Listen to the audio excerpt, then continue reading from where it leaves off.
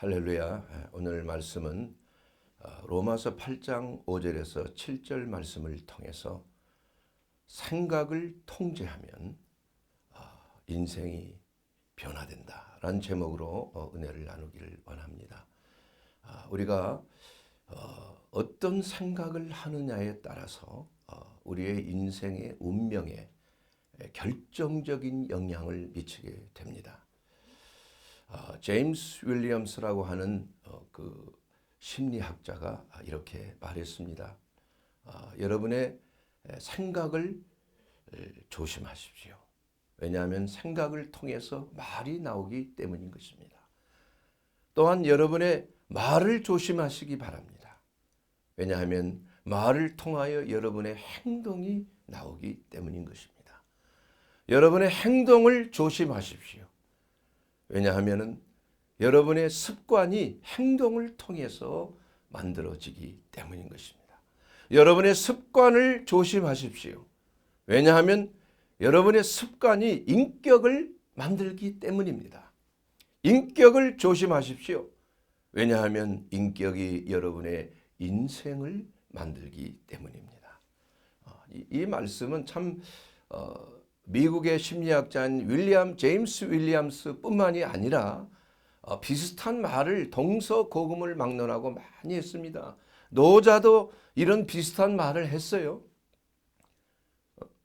생각이 행동을 낳고, 행동이 습관을 낳고, 습관이 성격을 낳고, 성격이 운명을 낳는다. 이런 말들이 많이 있습니다. 이건 마가렛 대처 여사라든지 유명한 인도의 칼카타의 그 데레사 수녀라든지 이런 분들이 이런 말을 가지고 많은 사람들에게 큰 영향력을 끼쳤습니다.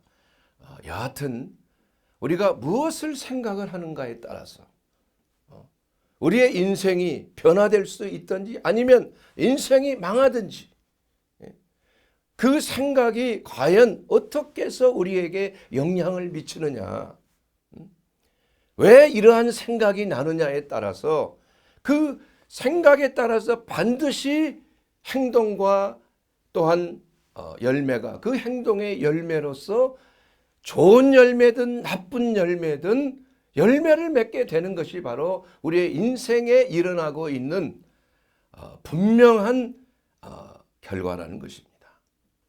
그 생각의 출처가 어딘가? 그것을 우리가 분명히 따져봐야 돼요. 생각이 그것이 긍정적인 생각이든 부정적인 생각이든 그 생각의 출처가 하늘에서 오는 것인가 아니면 땅에서 오는 것인가? 이것을 분별하라는 겁니다. 분별. 그래서 오늘 이 로마서 8장 5절에 있는 그 말씀대로 육신의 생각은 사망이다. 영의 생각은 생명과 평안이다.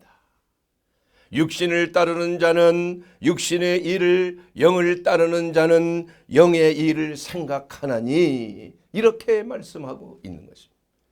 그래서 우리가 이 생각의 주체가 우리 자신이 아니라는 거예요. 내가 생각하는 게 아닙니다, 여러분. 생각은 외부로부터 오는 거예요. 그 생리의학자들이 연구를 했어요. 생각이 도대체 어떻게 생기는 것인가? 그래서 생각하기를, 추정하기를 어떠한 인생의 눈에 보이는 것, 들은 것, 책을 통해서 습득한 지식, 이러한 것들이 뇌의 신경회로의 메모리, 입력이 되어서 그것이 하나의 생각의 다발, 사고라고 하는 다발이 형성이 돼서 어떠한 트리거, 자극에 의해서 그 생각이 떠오르는 것이다. 이렇게 생리의학자들이 말하곤 합니다. 그러나 이것은 정설이 아니에요. 성경에 말하고 있는 분명한 모든 생각은 하늘에서 오는 것인가 아니면 육신에서 오는 것인가, 여기 사실은 뇌에서 오는 것이 아니라 마음에서 생각이 나온다. 이렇게 성경은 분명하게 말씀하고 있습니다. 속에서 곧 사람의 마음에서 나오는 것이 악한 생각이다. 잠언서 7장 21절에 나와 있어요. 곧 음란과 도둑질과 살인과 이러한 모든 것들이 다 마음에서 나오는 것이에요. 여러분, 우리의 마음은 영적인 싸움터입니다. 그래서 우리가 마음을 누구에게 뺏겼느냐에 따라서 그 뺏긴 자가 우리의 마음을 주관해서 생각이 나오게 하는 거예요. 여러분, 가론 유다에게 마귀가 예수를 팔 생각을 집어넣었어요. 어디에다 집어넣었어요? 뇌에다 집어넣습니까? 마음에 집어넣은 거예요. 그것은 뭐냐 하면은 갑자기 뜬금없이 마귀가 유다의 마음속에 쏙 들어와 가지고 그 생각을 집어넣었다는 얘기가 아니에요. 이미 유다의 마음속에 정욕적인 생각, 돈을 사랑하는 생각, 유다는 바로 그 예수님의 제자들이 사역하는데 모든 돈주머니 회계, 우리도 회계 집사가 있잖아요. 돈주머니를 차고 있는 거예요. 그래서 돈에 대한 욕심이 많아요. 머리가 좋았을 것입니다. 계산이 빨랐을 것이에요. 그러나 그러한 돈에 대한 그 욕심이 그를 망하게 한 거야. 그래서 마귀가 틈을 탄 겁니다. 뜬금없이 들어온 게 아니에요. 부하려 하는 자는 시험과 올무에 여러 가지 어리석고 해로운 욕심에 빠진다고 그랬습니다. 돈을 사랑함이 일만 악의 뿌리가 되나니 이것을 탐내는 자들은 미혹을 받아 믿음에서 떠나 근심으로 자기를 찔렀도다. 내가 어떠한 생각을 하게 되고 어떠한 주파수를 우주의 기운과 잘 맞추기만 하면 그 생각을 딱 접해서 마인드 컨트롤을 하게 되면 70억이 그냥 쫙쫙쫙쫙 들어온다. 이것이 사실 얼마나 많은 사람에게 참 특별한 시크릿 아니에요? 비밀. 이런 것 같은 거짓말이지만 이게 얼마나 수많은 사람들이 거기에 속아 넘어가냐. 그렇게 함으로 인해서 흑암의 권세가, 마귀의 권세가 그 사람의 마음을 붙드는 것이 부하려고 하는 마음. 여러분, 부자가 되려고 하지 마세요. 그렇다고 해서 부자가 되는 게 아닙니다. 속이는 거예요. 여러분, 진정으로 부자가 되려고 하면은 여러분을 부욕해 하시는 하나님의 마음에 합해야 되는 것입니다. 예? 돈을 공급해 주시고 여러분을 부욕해 하시는 분은 마귀가 아니에요. 여러분의 생각이 아닙니다. 여러분의 능력이 아니에요. 여러분의 지식이 아닌 것입니다. 하나님이 허락하셔야 되는 거예요. 하나님이 여러분에게 돈을 벌 수 있는 능력을 주신다고 그랬어요. 그것도 하나님의 은혜라는 것입니다. 그렇기 때문에 하나님을 통하지 아니하고 하나님의 말씀에 순종하지 아니하고 하나님과 연합하지 아니하고 어떠한 정신 기법을 통해서 돈을 벌려 하고 노력도 하지도 않고 일확천금을 누리고 이러한 자들에게 얼마나 큰 시험에 빠지겠냐 이겁니다. 그렇게 돈을 벌면은 그냥 다 나가는 거예요. 돈이 귀한 줄 모르는 것입니다. 피를 땀을 흘려서 정직하게 돈을 벌어야 그 돈의 귀함을 알고 바른 것에 쓸 수 있는 거예요. 그렇기 때문에 여러분 모든 일에 그저 먹고 마시고 입는 것이 있으면 뭐하게 여기라? 족하게 여기라. 이것이 바로 하나님이 우리에게 주신 말씀. 그런 마음으로 하나님 앞에 자족하는 마음이 있고 하나님 앞에 감사가 넘치는 삶. 하나님이 내게 주신 것 감사합니다. 남과 비교해서 나는 왜 이렇게밖에 없나? 저 사람은 어떻게 하다가 그냥 로또를 그냥 맞아버렸네. 저 사람은 아파트 한 채 갖고 있다가 그냥 갑자기 아파트가 오르니까 그냥 몇십억을 벌어버렸네.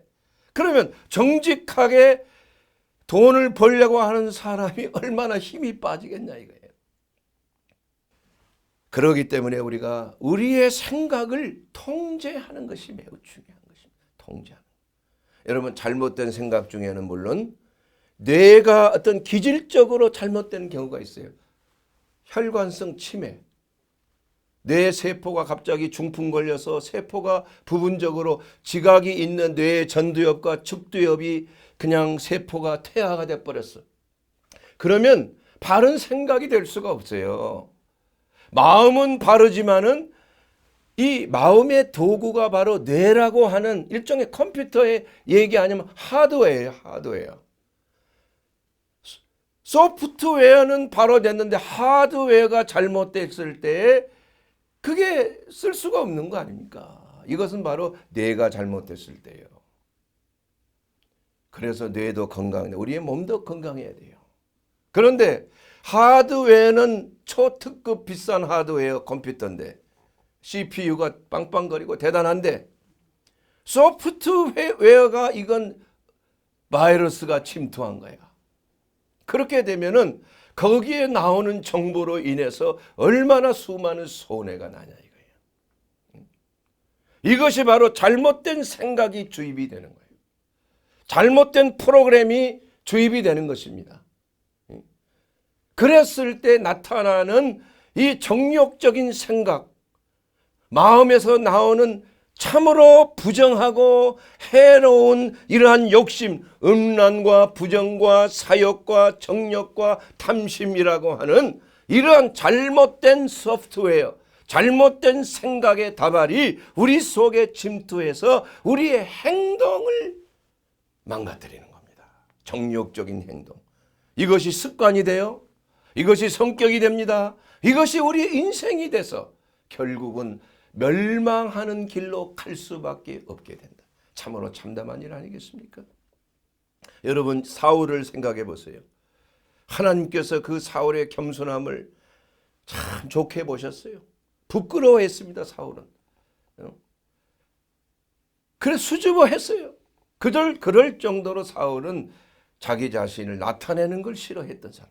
그러나 왕이 되고 수많은 사람들이 자기의 명령에 따르고 전쟁에 나가서 승리하고 이러한 걸 통해서 교만해지기 시작하자.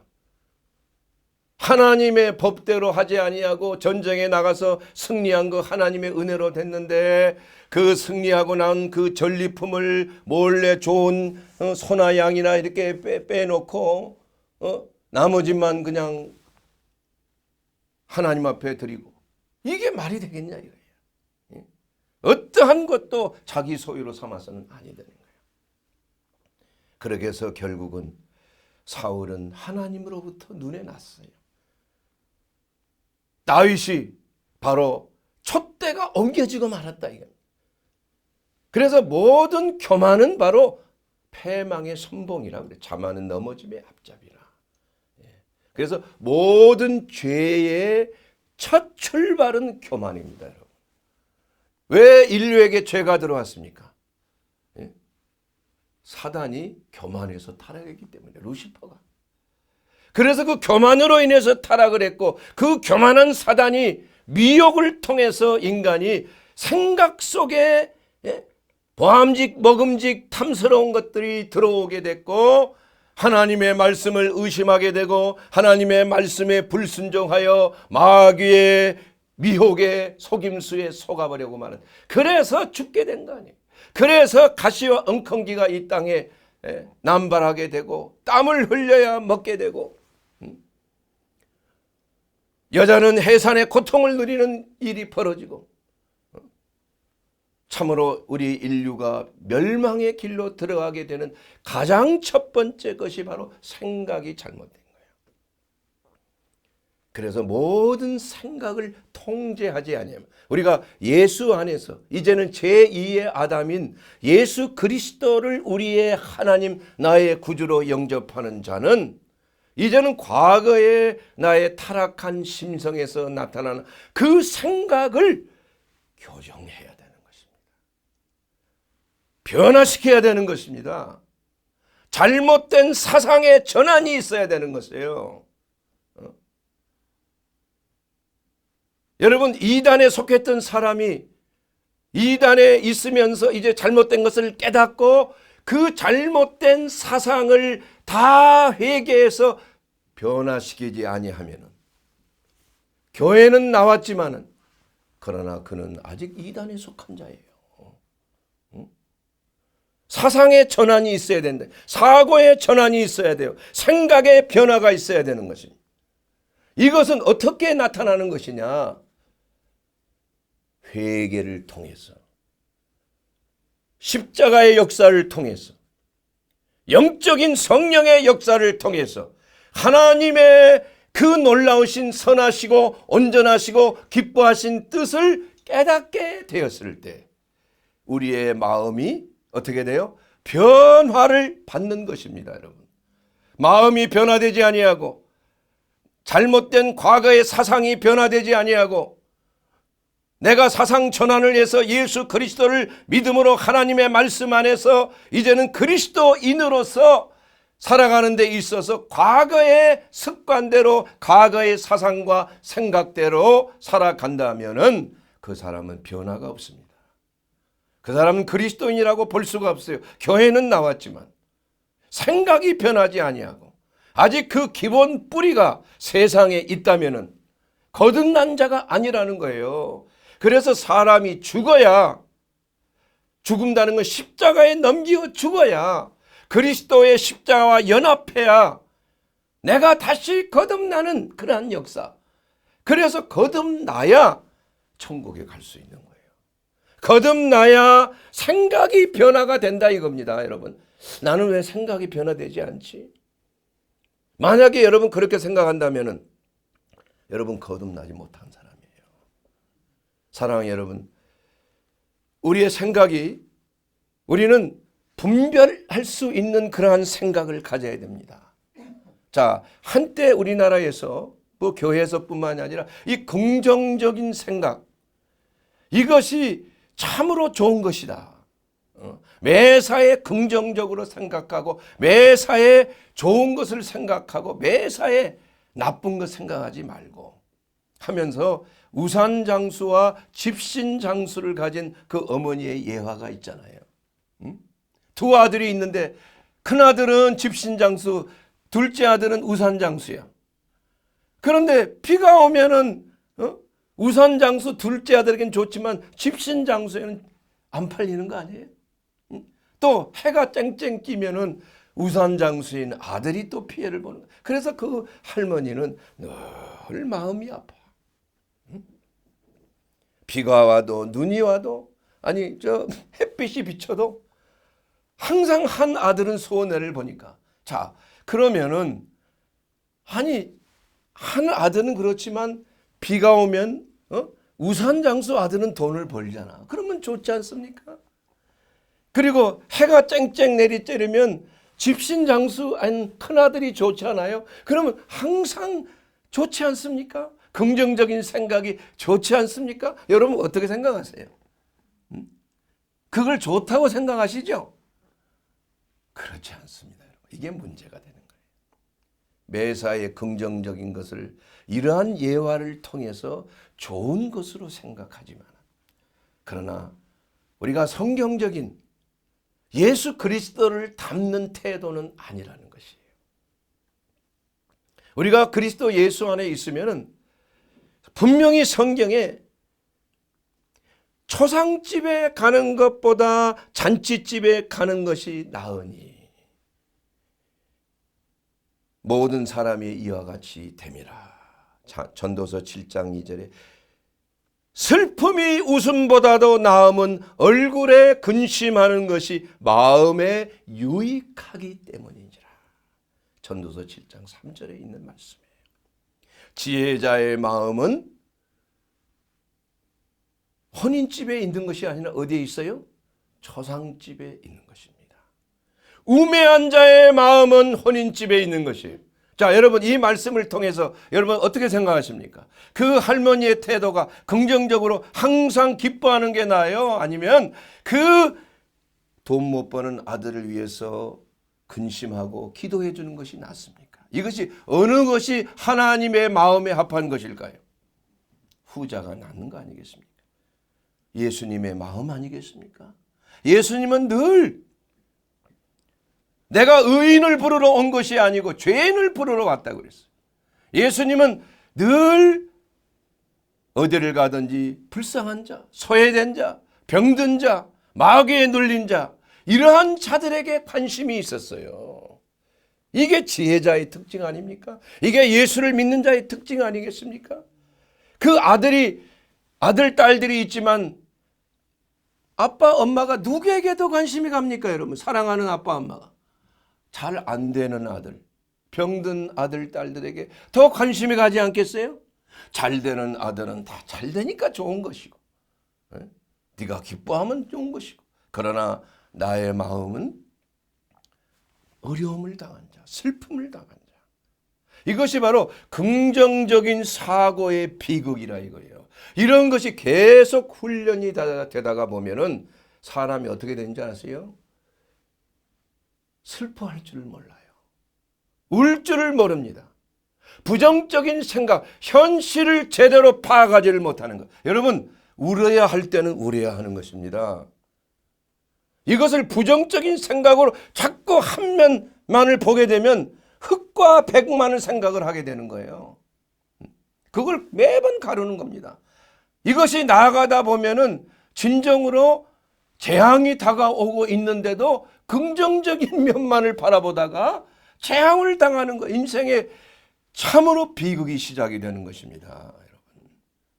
그래서 우리의 생각은 항상 긍정적인 생각만 해야 되는 것이 아니라 부정적인 생각도 해야 되는 것이에요. 우리가 이것을 판단하고 분별하는 것은 우리 자신의 몫이라 이겁니다. 잘못된 것을 잘못된 것으로 슬퍼할 줄 알아야 되는 거예요. 좋은 것은 좋은 것으로 기뻐할 줄 알아야 된다 이겁니다. 그래서 너희가 좋은 일이 있고 기쁜 일이 있을 때 하나님을 찬송하고, 어려운 일이 있고 슬픈 일이 있을 때는 울며 기도하는 것, 이것이 그리스도 안에서 모든 바른 생각과 분별력을 가져야 되는 가장 중요한 거예요. 그래서 심리학자들은 이 긍정적인 사고가 정신분열을 일으킨다는 거예요. 저는 거기에 동의합니다. 자칫 잘못하면 사이코패스가 되는 거예요. 사이코패스. 사이코패스가 여러분 뭔지 아십니까? 사이코패스는 마음에 감각이 없어요. 자기가 잘못한 행위에서도. 남들의 고통에 대해서 별로 감각이, 아파할 줄을 모르는 거예요. 슬퍼할 줄을 모르는 거예요. 그래서 항상 긍정적인 좋은 생각만을 유지하려고 하는 기쁨과 평안과 좋은 기분, 쾌적한 마음, 이런 것만을 추구한다면은 그 사람은 그리스도인으로서 사랑을 나타낼 수가 없어요. 그런 건 아주 외면합니다. 이것은 바로 선한 사마리아인의 비유에서 예수님이 말씀하고 있잖아요. 바리새인과 서기관은 강도 만난 자, 죽어가는 자를 그냥 외면했어요. 율법에 죽은 자를 만지지 말라고 그랬어. 하나님 말씀에 죽어가는 자 괜히 옆에 갔다가 그게 죄가 얼마, 그러니까 외면하고 그냥 도망가 버린 거야. 그러나 선한 사마리아인은 죽어가는 자를 불쌍히 여기고 포도주를 발라주고 기름을 발라주고 주막에 데려가서 거기서 내가 돌아올 때까지 좀 잘 좀 해달라, 돈까지 주고 이렇게 떠났다. 그러면 과연 강도 만난 자의 이웃은 누가 되겠느냐. 우리가 이러한 마음을 가지고 우리의 생각과 감정을 바로 통제하고 분별할 수 있어야 되는 거예요. 여러분, 울지 못하는 사람은 정신적인 병이 있는 거예요. 웃기만 잘한다면은 정신병원에 가보세요. 히히하하호 웃으면서 맨날 돌아다니는 사람 나는 많이 봤다 이거예요. 울 줄 몰라. 아니, 울어야 될 상황인데 웃고 있다면 그게 정신질환자 아니겠냐 이겁니다. 그러므로 우리가 정신을 바짝 차리고 모든 생각은 하나님의 뜻 가운데 분별력이 있어야 우리가 하나님의 사람으로서 바른 생각과 바른 감정을 우리가 나타내고 이웃을 사랑할 수 있다는 것입니다. 예수님은 웃으셨다라는 말이 한 군데도 없어요, 사실은. 왜냐, 성경대로 지혜자의 마음은 초상집에 있는 거예요. 혼인집에 있는 것보다는. 그래서 우리 그리스도인들이 생각해야 될 것은 참으로 어려움을 당하고 슬픔을 당하고 병든 자, 이러한 자들과의 그 사랑과 그 은혜를, 하나님의 사랑과 은혜를 나누고자 하기 위해서 우리가 이러한 전인치유 사역을 하는 것도 그거 아니겠습니까? 그래서 이렇게 목청이 터져라고 이렇게 그리스도의 복음, 바른 생각, 바른 판단, 바른 분별력이 무엇인가, 이것이 바로 우리의 삶 속에 얼마나 큰 영향력을 미치고 우리의 자녀에게, 우리의 가족에게, 우리의 주위의 이웃들에게 좋은 영향력을 미칠 수가 있는 거 아니겠느냐. 바른 생각이. 그러므로 우리의 성경에서 말씀하고 있는 것은 육신을 따르는 자는 육신의 일을, 영을 따르는 자는 영의 일을 생각하나니, 이렇게 말씀하고 있는 것입니다. 우리가 잘못된 생각이 나타난다. 이것을 모든 생각을 사로잡아서 그리스도에게 복종케 하라는 하나님의 말씀을 우리는 늘 생각해야 돼요. 고린도후서 10장 5절에 있는 말씀대로 하나님을 아는 것을 대적하여 높아진 모든 것을 다 무너뜨리라. 그리고 모든 생각을 통제해야 되는 것입니다. 우리의 마음속에 사단이 뿌리고 간 거예요. 생각을 뿌리고 가는 것입니다. 그러한 생각들이 우리에게 들어올 때 우리는 정신을 바짝 차리고 이것을 점검해야 돼요. 이것을 하나님의 뜻인지 마귀의 미혹인지를 우리가 분명히 깨달아야 되는 것입니다. 그래서 하나님의 말씀이 그토록 중요한 것이에요. 우리가 왜 하나님의 말씀을 주야로 묵상하고 하나님의 말씀을 주일 예배 때나 모든 예배 때 하나님의 말씀이 선포되는 것이 가장 중요한 것이 왜 그렇습니까? 바른 생각을 분별하기 위해서요. 그래서 디모데후서 3장 16절에 보게 되면은 모든 성경은 하나님의 감동으로 된 것으로 교훈과 책망과 바르게 함과 의로 교육하기에 유익하다고 그랬어요. 그래서 하나님의 사람으로 하여금 모든 선한 일을 행할 능력을 받게 하고 온전케 하는 것이 바로 하나님의 말씀이에요. 성경의 말씀인 것입니다. 그래서 하나님의 성경의 말씀이 성령의 역사를 통해서 우리의 마음판에 새겨지고 그 마음판에 새겨진 그 말씀이 어떠한 일을 우리가 추구할 때 이것이 하나님의 뜻인가 아닌가를 분별할 수 있는 그러한 탐촉자가 된다 이겁니다.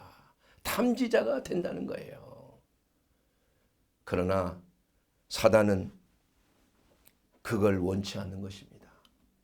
사단은 어떻게 하든지 우리로 하여금 험담과 복수심과 오만과 냉소적인 자세를 가지고 틈만 있으면은 우리로 하여금 지뢰를 밟게 하는 거예요. 교만의 지뢰, 질투와 시기와 용서치 못함과 타협과 성적인 유혹의 지뢰가 곳곳에 날려 있는 것입니다. 널려 있는, 숨겨져 있는 것이에요. 그러다가 이거 잘못 밟으면은 어떻게 됩니까? 나만 파괴되는 것이 아니라 내 가족이 파괴되고 내 친구가 파괴되고 신앙생활도 타격을 입게 되고 땅을 치고 후회하는 그러한 역사가 도처에 우리 신문지상이나 미스미디어를 통해서 얼마나 수많은 사람이 순간적인 잘못된 생각 하나로 그것이 습관이 돼버려요. 그것이 인격이 돼버려요. 그것이 인생을 망치는 결과를 가져오지 않습니까, 여러분? 누구누구라고 우리가 얘기를 안 해도 잘못된 사상 하나가, 잘못된 생각 하나가 이것이 엄습해 들어가면 그 사람의 인생 전체를 오염시킨다 이거예요. 그래서 우리가 예수를 믿는다는 것은 우리의 모든 생각과 사상을 통제하고 사로잡아서 전환하는 거예요. 간첩이 사상 전환을 하지 않고 사인만 했다고 그게 인정이 됩니까? 사상 전환은 사인해서 되는 게 아니에요. 마음이 변화를 받아야 돼요. 떠오르는 생각이 변화가 돼야 되는 것입니다, 여러분. 예수 믿는 자는 이렇게 그리스도의 형상으로, 그리스도의 생각으로 모든 생각을 사로잡아 예수 그리스도 앞에 복종케 되었을 때에 우리의 삶이 변화를 받는 거예요. 우리의 운명이 변화를 받습니다. 인생이 변화를 받습니다. 그렇기 때문에 모든 범사에 하나님의 말씀을 주야로 묵상하며 악인의 꾀를 쫓지 아니하고 죄인의 길에 서지 아니하고 오만한 자리에 앉지 아니하고 하나님의 말씀을 주야로 묵상하는 자 시냇가에 심기운 나무가 모든 범사에 형통하리로다. 형통하리로다. 여러분 형통하십시오. 형통해. 믿습니다. 이렇게 되는 게 아니라는 거예요. 하나님의 말씀을 생각하고 내 생각을 분별해야 하는 것입니다. 내가 화를 낼 때, 내가 충동적으로 다른 사람과 말을 할 때 이 생각이 어디서 오는 것인가? 이 생각이 하나님을 기쁘게 해야 되는 것인가? 이 생각이 정말 하나님께 영광이 되는 것인가? 이런 것들을 매사에 점검하는 것이 바로 신앙생활이에요. 예? 그렇게 해야 하나님의 뜻 가운데 하나님이 기뻐하시는 거룩한 산 제사로 드려지는 성도의 삶이 된다 이겁니다. 예배 참석했다고 기도 많이 한다고 되는 것이 아닌 것입니다. 하나님의 말씀의 지식을 많이 안다고 되는 것이 아닌 것입니다. 내 안에 하나님의 말씀으로 내가 변화를 받아야 되는 것이에요. 내가 새롭게 돼야 되는 것입니다. 내가 거듭나야 되는 것입니다. 이것이 바로 성령의 역사요, 회개의 역사요. 하나님의 말씀으로 나타나는 좌우의 날성검처럼 내 영과 혼을 찔러 쪼개는, 골수와 관절까지의 내 몸과 마음도 찔러 쪼개는 하나님의 능력이요, 이것이야말로 우리의 운명과 인생이 변화되는 놀라운 사건이에요. 그렇기 때문에 사랑하는 여러분, 우리가 잘못된 거, 마귀가 놓은 그 지뢰를 밟지 마세요. 조심해야 됩니다. 도처에 깔려 있어요. 우리가 어떠한 사람을 통해서 마귀가 미혹할 수 있습니다. 어떠한 책을 통해서 마귀가 미혹될 수 있어요. 우리가 어떠한 종교단체 이단을 통해서 마귀가 미혹해서 우리를 속임수로 잘못된 길로 인도하다가 지뢰를 밟게 해서 그만 인생을 망하게 하는 경우가 너무나 많은 것입니다. 그러므로 우리가 어떻게 이걸 분별할 것인가? 이것은 바로 하나님의 말씀이에요. 말씀. 그 말씀 중에서도 빌립보서 4장 8절에 있는 그 말씀이 바로 마귀가 놓은 지뢰를 탐지하는 탐지기와 같다. 저는 이렇게 담대하게 여러분에게 선포하는 거예요. 그 무엇입니까? 무엇이 참된 것인가? 무엇이 진실한 것인가? 이걸 봐야 돼요. 모든 것에 참된 것을 우리는 추구해야 돼요. 진실된 것을 추구해야 돼요. 이 진리가 바로 예수 그리스도 아니겠습니까? 두 번째는 뭐예요? 모든 일에 경건하며. 경건이라는 것은 구별된 걸 말하는 거예요. 세상과 타협하지 아니하는 걸 말하는 것입니다.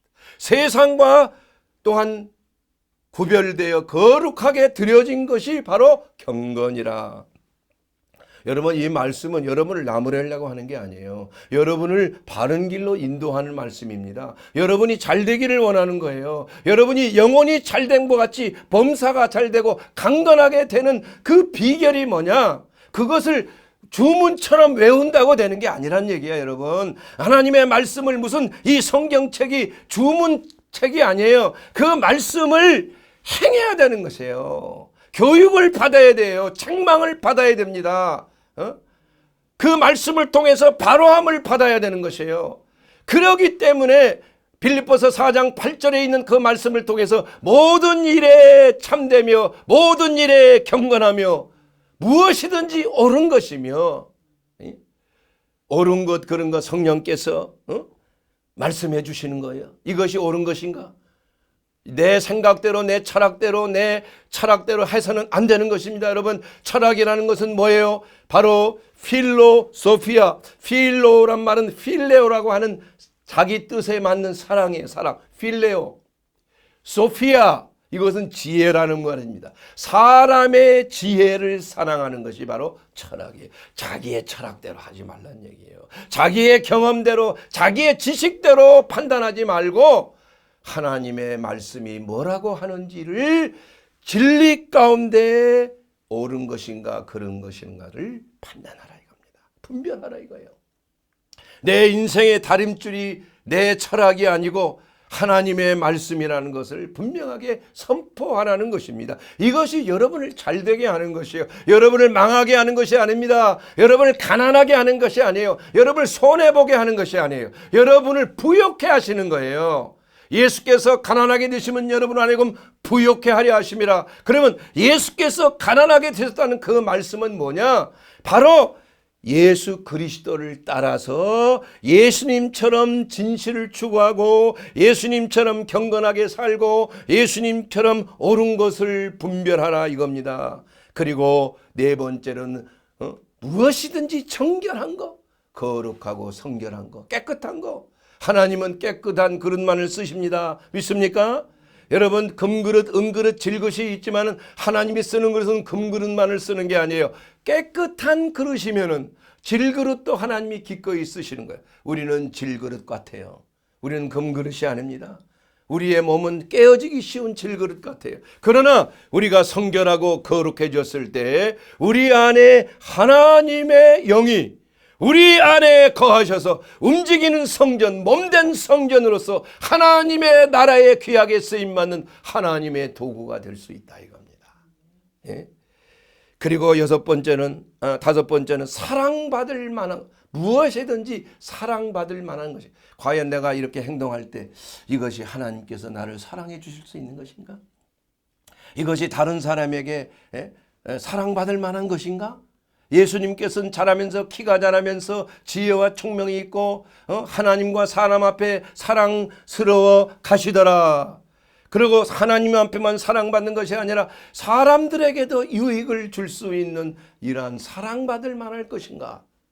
여러분, 빌립보서 4장 8절 꼭 여러분 명심하시고 암송하게 되기를 바랍니다. 여섯 번째로 뭐야? 칭찬받을 만한 것인가? 여러분, 하나님께서 기뻐하시고 칭찬할 만한 것인가? 덕스러운 것인가? 이것이 이웃에게 덕을 세우는 것인가? 또한 이것이 기림이 있는 것인가? 기림이라는 건 뭐예요? praiseworthy, 칭송함을 받을 만한 것인가?